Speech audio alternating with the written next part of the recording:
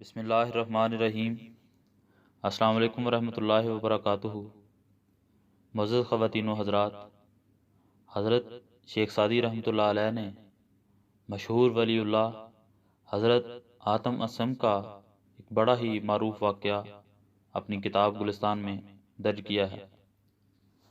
حاتم اسم کو اسم اس لیے کہتے تھے کہ وہ بظاہر بہرے تھے۔ چنانچہ آپ لکھتے ہیں کہ ایک روز حضرت حاتم اسم رحم اللہ کی نشست گاہ کے قریب ایک مکھی مکڑی کے جالے میں پھنس گئی اور بنبنانے لگی۔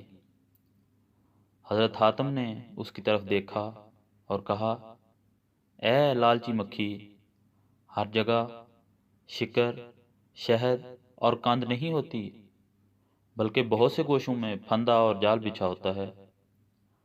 حاضرین مسجد میں سے ایک نے کہا کہ آپ نے مکھی کی بنبناہٹ سن لی، حالانکہ آپ بہرے ہیں۔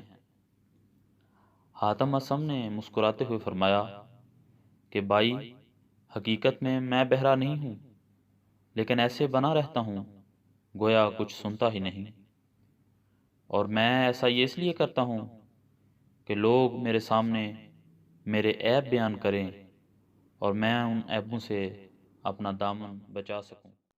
بسم اللہ